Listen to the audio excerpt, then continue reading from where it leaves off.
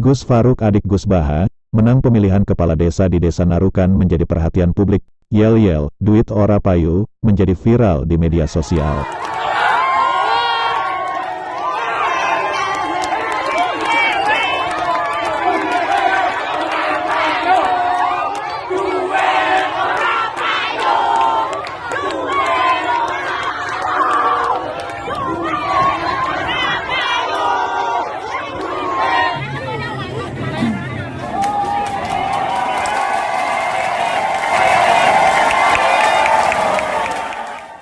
Apa yang ditanamkan Mbah Mun itu jangan sampai diriwayatkan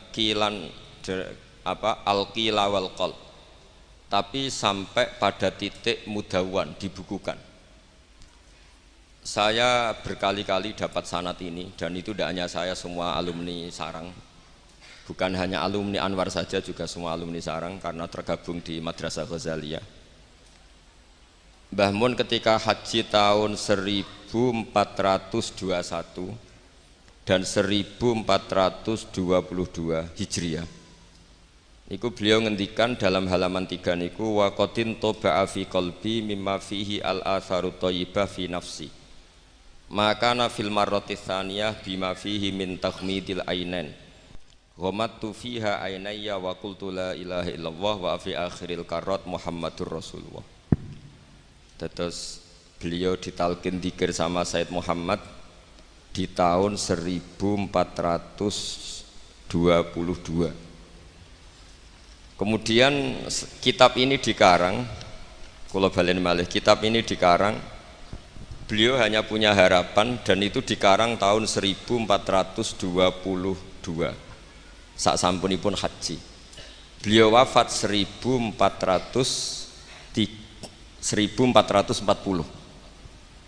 Dados terpaut pinten tahun niku? 8 tahun nggih. Pinten 18 nggih. 18 tahun. Niki kula waos nggih, betapa yang diinginkan beliau itu kesampaian. Dari tahun pinten 1420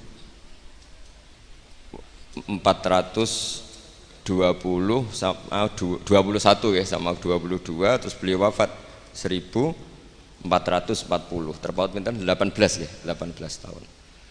Beliau ngendikan kula maknani nggih. Niki yang sakral 20 menit. Asal Maulal Karim teng halaman 17. Saya tadi hanya sengaja bawa 7 itu angka kesayangan Mbah Mun juga karena ngikuti Quran dan hadis selalu pakai simbol angka 7. Asal Maulal Karim. Asa menawa-menawa sapa al Maulal Karim, Allah zat sing lomo iku ayasma'a, menawa-menawa ayasma'a yen to ngumpulna sapa Allah taala, yen to ngumpulna sapa Allah taala nafsi ma'a hamalatil ilm. Di saya ngarang ini semoga Allah mengumpulkan saya, kata Mbah Mun, ma'a hamalatil ilmi, sertane wong-wong sing gawa ilmu min ulama'i hadhil ummah, saking ulama'i hadhil ummah. Wabil akhosilan kelan khusus ulama ahlil bait atau ulama ahlil baiti ayyaj ma'a nafsi ma'a ulama ahlil bait. Jadi keinginan beliau, saya ngikuti talqin ini, saya mengarang sanad ini, saya mengijazahkan sanad ini. Jadi memang beliau menulis itu 3 kali, mengabadikan, mengijazahkan, talqinu dzikri, kemudian berharap itu manfaat. Dan keinginan beliau, saya ingin kumpul ulama hadhil ummah wabil akhos ulama ahlil bait, yaitu ulama-ulama ahli bait Rasulullah sallallahu alaihi wasallam, alladzina rupane wong akeh khassa kang nertemtokno hum alladzina sapa Allah wa taala bi khassa kelan pira-pira kekhususan layak alamu kang ora mirsani azamataha ing keutamaane khassa sapa illallah taala sapa Allah taala. Dados keinginan beliau 18 tahun yang lalu itu tercapai juga tidak sekedar maknawiyah saja, tapi secara jusmaniyah. Kalau secara maknawiyah tentu Mbah Mun itu sangat dekat dengan ulama ahlil bait maupun yang tidak ahlil bait, yaitu ngurmat santri, nasrul ilmi, tarbiyah dan seterusnya. Tapi Allah nuruti beliau tidak sekedar maknawiyah sampai secara apa? Jusmaniyah. Karena makam beliau itu di Ma'lah bukan sekedar Ma'lah tapi benar-benar Ma'lah yang dekat Sayyidah Khadijah. Agak ke bawah ada Sayyid Muhammad, Sayyid Alawi, Sayyid Abbas. Agak bawahnya lagi Syekh Nawawi Banten. Terus agak samping ke kanan kalau dari arah Masjid Haram itu di situ ada Dorih atau makamnya Syekhina Kiai Haji Maimun Zubair. Jadi jam'unya itu jam'un rohaniyatan wa jam'un apa? Jusmaniyatan. Jadi ini ijazah ini berkali-kali dijazahkan Mbah Mun. Tapi mungkin sebagian alumni tidak baca, nanti lo potongannya ini buatan moco. Dan ini kalau bantu, kalau yakin, hakul yakin dan suul yakin, Pak Sukron ini moco lebih niki. Dua ini kitab yang mergi kalau suka nih, Pak.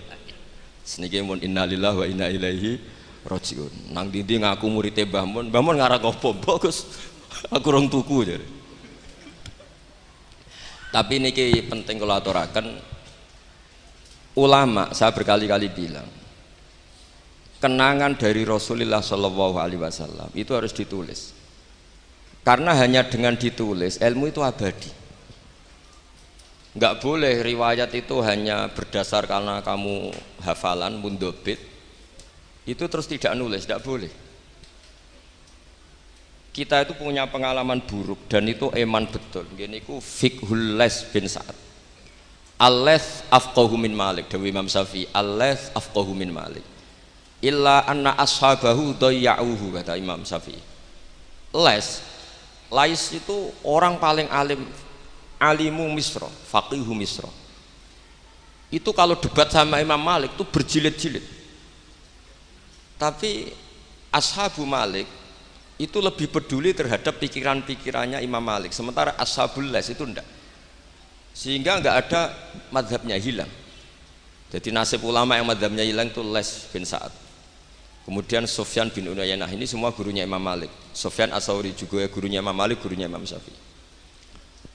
Nanti nasibnya Mbah Mun kalau tidak ada yang mentadwin, membukukan, akan seperti itu, karena orang akan menafsirkan tidak dengan panduan guru-gurunya ila Rasulullah Shallallahu Alaihi Wasallam.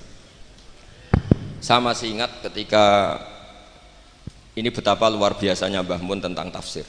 Seperti yang dikatakan Gus Rosid tadi, Mbah Mun itu putra Mbah Zubair, tapi ngaji sama orang ahli tafsir, ahli Quran, ini Said Alam. Sehingga Habib Salim Asy-Syatiri itu punya karangan ya tentang tafsir, namanya An-Nafahat Al-Haramiyah atau Al-Fawaid Asy-Syatiriyah. Kalau gadah kitab sekitar 2 jilid. Mbah Mun itu dulu ngajar kita Faidul Khobir fi ulumil Quran, fi ulumit tafsir. Rian ngajar seminggu 2 kali di MGS. Ini Pak Sukron ya termasuk alumni MGS, berarti pernah sekolah berapa kali Pak diulang Mbah Mun? Seminggu 2 kali. Seminggu 2 kali. Khatam. Tak kok khatam gak boleh. Jujur itu baik. Jujur itu baik. Nah, barokahnya mudawan, saya beri contoh satu, betapa resikonya andaikan ilmu itu tidak mudawan. Ya kayak Khawarid itu. Khawarid itu orang yang ibadahnya khusyuk, tapi itu kecelakaan bagi sejarah umat. Sampai Nabi ngendikan syarru hadil ummah al-khawarid syarrul khalqi wal khaliqah. Orang Khawarid itu buruk-buruknya makhluk, ini Kak sabda Rasulullah Shallallahu Alaihi Wasallam. Karena orang Khawarid itu menganalisis nubuah itu dengan pikirannya sendiri, bukan dengan pikiran sing mudawan musalsal ila Rasulullah Shallallahu Alaihi Wasallam. Saya beri contoh yang paling gampang. Ketika Nabi Fathu Mekah itu kan corong Jawa kudune kaul itu semangat tawaf. Tapi Nabi unik, semua sahabat itu tofu mus'atan, semua tawaf secara jalan kaki. Padahal kayak apa kita diusir dari Mekah, kayak apa kita meninggalkan Mekah secara tidak terhormat. Mestinya Fathu Mekah yang diperjuangkan mati-matian itu menjadikan hal yang luar biasa. Dan kita punya kaidah al-ajur bi qadrit ta'ab, bahwa pahala itu sesuai tingkat kesulitan. Tapi Nabi itu unik, semua sahabat itu tawaf jalan, tapi Nabi itu tawaf rakiban. Nabi dengan santainya naik unta, kemudian beliau tawaf. Itu andai kan tidak ditadwin, tidak dibukukan oleh ulama-ulama termasuk Imam Nawawi yang ngarang Majmu', Maka orang Khawarij atau yang sejenisnya, nggak usah diterjemah garis keras atau garis apa nanti sensitif, pokoknya Khawarij dan sejenisnya. Dan itu di Mekah, jadi kamu jangan ngait-ngaitkan dengan Indonesia. Itu mesti menafsirkan kok enak Nabi lengas-lengas numpak unta sing liyane mlaku. Tapi barokahnya tafsiran ulama itu dibukukan. Nabi yang saat itu tofa rokiban, ya, Nabi yang saat itu tawaf secara berkendara, itu afdolu mungkin bi alfi fadilatin sampai ila mala nihayatallah daripada yang tawaf masyian. Karena yang tawaf berjalan itu hanya melakukan satu kaidah bahwa al ajru bi qadrit, tapi itu punya resiko fikih jangka panjang. Andai kan Nabi ikut tawaf jalan, maka akan dianggap syarat sahnya tawaf harus berjalan. Dan itu kita kesulitan ketika kita setengah lumpuh, setengah sakit. Lalu kalau kita pakai kursi roda, pakai skuter, dalilnya apa? Barokahnya Nabi tawaf rokiban, maka ada solusi, ada referensi kalau kita tawaf tidak masyian, yaitu dengan cara naik kursi roda dan yang lain-lainnya. Maka ketika Imam Nawawi, maka yang dilakukan Nabi itu fardun alaihi, Nabi melakukan itu harus, karena Nabi harus menjelaskan ke umat bahwa tidak termasuk syarat sahnya tawaf adalah secara berjalan, tapi naik juga boleh. Itu andaikan tidak ditadwin oleh ulama, maka pikiran ini tidak sampai kita. Dan kita rodok-rodok Khawarij, kok enak Nabi, padahal Nabi pas itu ya sehat.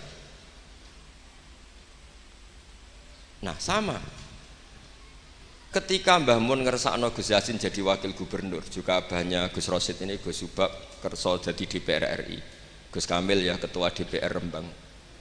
Itu maka menjadi fikih bahwa ulama itu tidak harus berhadapan-hadapan dengan negara. Buktinya orang sekali berbah Mun, putrane diminta disuruh mengkhidmati negara. Sehingga harus menjadi tradisi besar bahwa ulama dan umara tidak harus berbenturan. Bukan masalah menangkal. Coba kalau itu tidak ada rawinya, paling golek gaji, paling golek duit. Loh itu kan ruwet. Itu tafsiran Khawarij.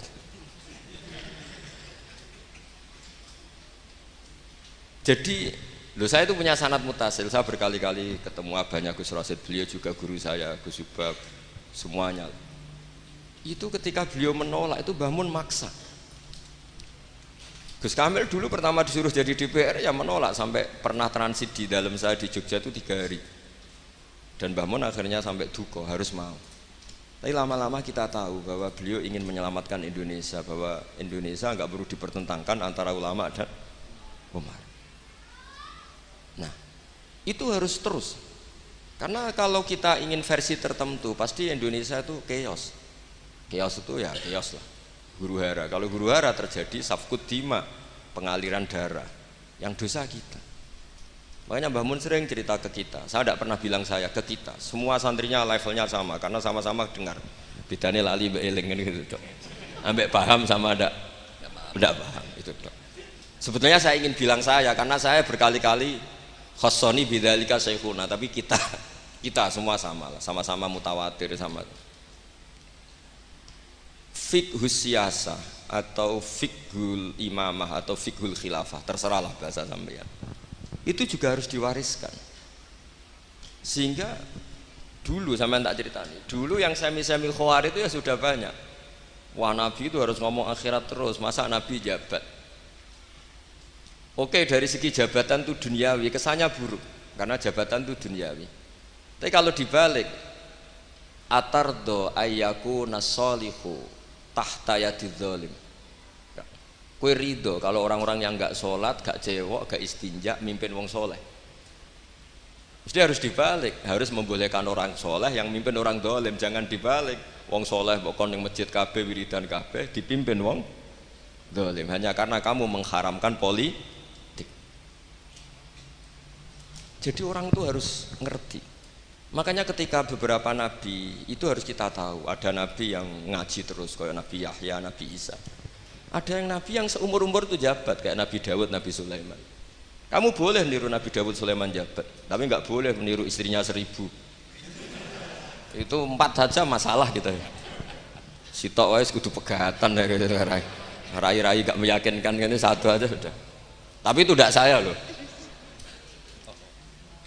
Jadi sampai Allah menurunkan ayat am yahsuduna nasa ala ma atahum wa hum min fadli faqad ataina ala ibrahim alkitaba wal hikmata wa atainahum mulkan azima. Jadi ada orang-orang soleh yang oleh Allah disebut bahwa mereka itu jabat. Gini ku alu Ibrahim. Ada banyaklah orang-orang soleh yang jabat. Mereka adalah orang-orang yang tak kasih kitab, tak kasih hikmah, tapi ya wa atainahum mulkan azim. Nah, ketika Mbah Hasyim di putra Gus Wahid jabat, dulu Mbah Wahab Hasbuwah di anak Gus Wahib juga jabat. Mbah Mun punya putra Gus Bab, abahnya Gus Rosyid dulu ya DPR RI, Gus Yasin wakil gubernur. Ini kita sebagai muridnya Mbah Mun bukan melihat urusan jabatan, urusan bahwa kita ikut berbakti sama negara. Makanya ketika Mbah Mun kapundhut hari Selasa tanggal 5 Dzulhijjah, itu saya masih ingat betul. Ketika itu saya di dalam ada Gus Subab, ada Gus Naji, ada Gus Kamil, ada semua lah. Itu mereka itu kelihatan apa ya, masih nggak sadar kalau abahnya wafat. Kelihatan senang. Senangnya itu karena mereka menyaksikan betapa yang diinginkan Mbah Mun itu kesampaian. Beliau-beliau ini cerita, Mbah Mun itu cerita gini, Cung, aku nak mati Jumat berarti aku wali, nak mati Selasa aku ya wong alim. Jadi berarti beliau itu milih jadi orang alim. Jadi dia rileks. Terus ada beberapa apa ya, uang lah atau apalah. Kata beliau sama Gus Subab, bilang ke Gus Subab, bab ya aku nak teko balekno, nak ra teko bagi ning anak-anak. Jadi semua dipersiapkan. Sebegitu mudah beliau melihat kematian, melihat kapundhut, melihat seringan itu. Karena kerinduan seorang wali atau orang soleh kepada Allah itu rindu sekali. Dan ini kita harus punya riwayat, dan itu menjadi fikih besar. Nggak boleh kamu pakai fikih khawarid. Kiai kok jabat, kiai kok kedonyan. Misalnya ono kiai wong soleh ora oleh kedonyan, terus saiki wong salat buruwe wong ra salat, kowe rido? Wong salat buruwe wong ora salat. Mergo sing salat mbok kon melarat. Dadi nak fikih aja fikih khawarid.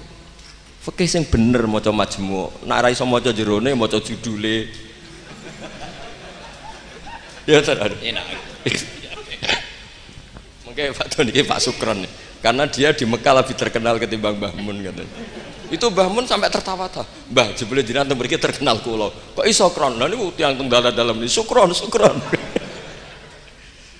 Ya jadi Mbah Mun punya murid ya macam-macam. Ada yang kayak saya, ada yang kayak Pak Sukron. Makanya saya pertama datang, Sukron dikur, dereng enten. Celuk, nak agak teko agak gelem isi. Terus datang. Tadi bisi saya, Gus aku difoto, nak raja jenengan gak difoto. Terus saya bilang gini, saya itu kalau di mana-mana sering jejer wong putih, lagi ki jejer wong ireng. Semoga ini kafarohnya saya jejer wong putih-putih. Jadi saya teruskan lagi ya, harus selalu ada riwayat. Makanya saya alhamdulillah pernah diminta Gus Subab, itu ya guru saya, beliau baca manhajnya fikihnya Mbah Mun di acara kesekian harinya Mbah Mun wafat. Karena saya masih ingat betul ketika di Medina saya sering digandeng Mbah Mun. Hak Sholahuddin Al-Ayyubi nganti pintere ngono iku jarene mergo murid Imam Ghazali. Tapi jarene hak muridé putu murid. Terus saya bilang putu murid ya impun nate kula hitung nak murid mboten pas, mboten tok wektune. Yes putu murid. Karena saya pernah di masjidnya Sholahuddin Al-Ayyubi di mimbarnya. Itu futuhatnya itu sekitar 815. Jadi kalau tak hitung Imam Ghazali lahir 410, 450, wafat 505, kayaknya mboten menangi. Oh ya senang ngono putu murid. Itu beliau punya konsep mengalahkan pasukan salib. Itu yang dipakai itu kitab Ihya. Itu singkat cerita beliau nyuruh, "Jaiku goleki hak." Tak cari ya. Ketemu terus tak tasihkan beliau, ya iku sing tak maksud ya iku. Itu Imam Ghazali begitu fasih cerita tentang penyusunan kekuatan. Dan itu logikanya sederhana sekali, dari sesuatu yang jibillah, yang normal. Misalnya begini ya, al-insan abdul ihsan. bahwa manusia itu pasti menjadi budaknya kebaikan. Hitung saja sekarang misalnya begini, kita jadi orang soleh, meditera karuan, gremengan, sinis. Yang ini orang fasik, senyum, lomo, apian. Kira-kira orang netral itu kalau jagungan ke kamu apa ke sini? Yang lomo, yang nyaman kan? Sehingga orang boleh mengatakan ketika ngarang fikih senyum itu sunat di karangan fikih, tapi di aplikasi nyata tidak bisa. Bagaimana kalau ada orang netral bisa soleh bisa fasik, sing fasik senyum, sing soleh merengut, sehingga yamilu orang yang netral ini ke yang fasik. Kamu bisa ngarang fikih kalau sedekah itu sunat, karena itu sudah tidak wajib, karena yang wajib itu zakat. Kamu bisa ngarang fikih seperti itu.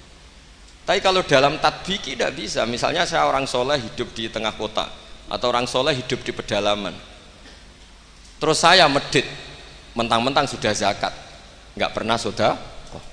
Sing wong fasek jor-joran sering nyervis rokok gratis, ngopi gratis. Kira-kira kemana kecenderungan orang itu? Ke yang fasek, karena al-insan abdul ihsan. Nah, hal-hal seperti ini tuh yang dikaji Imam Ghazali, kemudian itu menjadi inspirasi Salahuddin Al-Ayyubi. Kalau dia ingin solid maka harus berbuat baik sama siapa saja, karena itu cara punya kekuatan.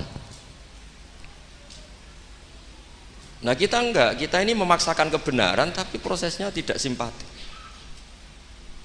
Makanya kata para mufassir, walaupun tafadzur ghalidal qalbi lan faddu min khaliq, itu kata para mufassir, hada sayyidul khalqi wa hada ahabbul khalqi ilallah. Ini Rasulullah, orang paling dicintai Allah. Itu saja sekali salah dalam perilaku sosial, itu bayangannya lan faddu min khaliq, orang akan bubar. Padahal ma'anna hada mu'ayyadun biruhil qudus. Padahal Rasulullah itu orang yang diberi kekuatan malakut, kekuatan angin. Itu saja dibayangkan kalau salah secara sosial, lan faddu min khaliq, orang akan bubar. Apalagi kamu yang keramatnya enggak jelas, hizibnya enggak mandi, terus salah sosial, istaqobbalallahu minna minkum taqobbal ya karim. Sehingga Mbah Mun itu baik sama siapa saja, termasuk baik sama Megawati, sama apa saja. Bahkan beliau sebelum haji sempat ketemu Megawati, dan beliau sebelum itu ya pernah bilang ke saya, ke kita lah, ke kita, aku ketemu Bu Mega dan Indonesia aku damai. Makanya ketika beliau kabundut Dzulhijjah, itu min asyuril hurum, karena al-asyurul hurum itu ada 4, Dzulqa'dah, Dzulhijjah, Muharram, Rajab. Beliau kabudut 5 Dzulhijjah, bulan yang termasuk sakral di Islam. Dan beliau kabudut 6 Agustus, bulan yang paling nasionalis dalam Indonesia. Jadi Allah memilihkan beliau bukan sekedar tempatnya di Ma'la, tapi pakai bulan yang paling sakral sesuai konteks masing-masing. Dalam religius Dzulhijjah itu sakral, dalam nasionalis Agustus itu sakral. Kayak apa Allah memilihkan beliau? Makanya ini saya cerita ya, saya mungkin 10 menit lagi, sampean santai aja, ini enggak ganggu lama-lama supaya enggak ribet. Makanya di antara yang ditulis beliau tentang jabatan, tentang jabat, nah ini cerita saja. Beliau menulis, "Keling tau ora?" Sekarang halaman 37. Nanti kalau yang enggak paham ngaji sama Pak Sukron, sudah tak ijazahi tadi. Kobil tuh. Kobil tuh. Kobil tuh. Jadi nanti yang nggak paham, iya tenang deh. Kau jebolin. Apa? Kau jaluk deh. Wah, serang. Kau oleh dijaluk ya sudah. Sah ke? Sah. Ini konco kulo mulai teng sarang ngantos. Nate bodo-bodo tegen kulo tanggal 3 Syawal. Nih Pak Sukron nih. Gus, kowe nak dadi kiai jogeman kaya aku. Tak pikir apa? Ceritanya gini Gus Rosid, dia itu kiai, mungkin kiai debutan. Dia dengan santainya cerita, man soma Ramadan summa atba'ahu sittan min Syawal faka'annama somat daro kullah. Jadi puasa Ramadan kemudian puasa 6 hari Syawal, maka seakan-akan puasa setahun. Singkat cerita ada orang lugu puasa tanggal 2 Syawal puasa. Soan Pak Sukron pas kiai ini rokok. Terus kata orang lugu tadi, getun Pak aku anut jenengan. Jebule jenengan gak poso. Saya bilang, lah opo ke dalil kono barang lah opo. Dalil liyane ya kena. Tapi itu kearifan, menurut saya dia cerita itu kearifan. Maka ini warning ya, siapapun yang ngiyai jangan dalil sesuatu sing ra iso nglakoni.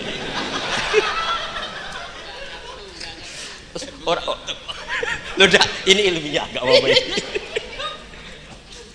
Lho kula lah ya ora pati wani dalil sing ngoten-ngoten ora wani mergo wis wong santri sarang piye, ora usah dirakat piye. Mun ping 6. Piye? Tambah ping 6. Piye dari Mbah Mun? Setahun buat ping 6. Memang ini didikan sarang yang keterusan. Mbah Mun itu kan mengharamkan santri tirakat. Iya. Piye santri ora usah tirakat. Santri sarang ora usah tirakat. Mondok sarang tok iku wis tirakat. Lha piye banyune wasin kadang ape ning WC ya iku ning lembak-lembak. Wis banyu asin nggone sesekan ra di dhuweke wis suwara tenan ngono. Jadi ra usah tirakat itu wis tirakat. Jadi saya ulang lagi ya. Al-fiqhu, fikih itu harus mudawwan. Saya yang sudah kecelok alim saja itu sering nggak tahu kalau itu tidak ditulis oleh ulama-ulama kita. Kayak tadi, kenapa Nabi tofa rokiban? Padahal Nabi juga yang mengajari al-ajru bi qadrit ta'ab. Andai kan Nabi tidak tofa rokiban, maka kita akan kesulitan nyari referensi bagaimana hukumnya tawaf pakai kursi roda. Barokahnya mudawwan dianalisis oleh Imam Nawawi dan seterusnya bahwa Nabi tofa rokiban adalah wajib bagi beliau untuk memberi pelajaran bahwa itu sah. Coba kalau nggak ada penjelasan itu, mungkin orang menduga-duga Nabi ku piye dipek menangi dewi, khawarit sama nanti pikiran. Dan itu harus ada yang mudawwan. Sama seperti Nabi Dawud, Nabi yang jabat, Nabi Sulaiman, Nabi yang jabat. Supaya jabatan itu tidak tunafis solahiyah, bahwa jabat itu tidak berlawanan dengan kesolehan. Nyatanya banyak orang soleh yang jabat. Tentu yang tidak jabat lebih banyak. Isra tak belo. Sekolah Pak Sukron ya soleh tapi buatan jabat. Cuma soleh sampai kuat ngantek kapan ya ora roh. Terus ini yang halaman ini terakhir, masih 7 menit ini, 37. Hada summa idza nazarna ilal adarisan. Kula waca. Bismillahirrahmanirrahim. Wal mamlakatani al ukhrayani allatani mazalata qaimataini ilal yaum. Ani al mamlakatal hasyimiyah al urduniyah wa mamlakatal maghrib tawallahuma al hasaniyuna aidan. Artinya Mbah Mun cerita bahwa banyak orang-orang soleh bahkan min dzurriyyati Rasulullah sallallahu alaihi wasallam dan mereka jabat jadi raja, yaitu pasnya di Maroko adalah rajanya Al-Hasani, apa? Hasani. Juga di Ordon, di Jordan itu rajanya Al-Hasani.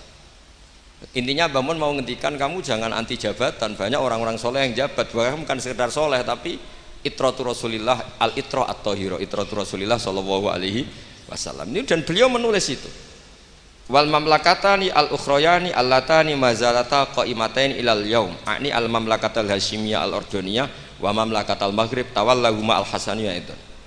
Hada tsumma idza nadzarna ilal adarisah. Adarisah itu Sayyid Idris. Sayyid Idris itu Al-Hasani ya. Jadi Al-Hasani yang paling populer di Maroko namanya apa? Al-Idris. Makanya disebut Adarisah. Yang dzurriyyahnya Al-Idris disebut apa? Adarisah. Kayak yang bermadzhab Hambali disebut Hanabilah. Summa idza nazarna ilal adarisa wajadna anna ba'dhum minhum wasalu ila sultanah war riyasah. Faqad sabaqa an assasa Sayyid Idris bin Abdillah daulatan azimatan fil Maghrib wa nudiya bis Sayyid Muhammad As-Sanusi malikan ala Libya. Jadi ini ya saya mau cerita Mbah Mun itu satu khazanah besar, melahirkan murid-murid yang alim alamah ya banyak sekali nggak bisa dihitung. Melahirkan murid yang bahkan putra yang cakap politik banyak. Siapa yang nggak ngakui alimnya Gus Najih? Siapa yang nggak ngakui fleksibelnya Gus Subab di jabatan Gus Kamil? Itu nggak bisa terhitung. Makanya ini khazanah besar, nggak usah dibentur-benturkan. Ada yang nekuni alim, ada yang nekuni jabatan. Semua itu untuk li'ilain apa? Kalimatillah. Jadi ini nggak ada masalah. Wonten sing kono kok Pak Sukron wis urip kok wis meneng ae. Sok urip ngono ae.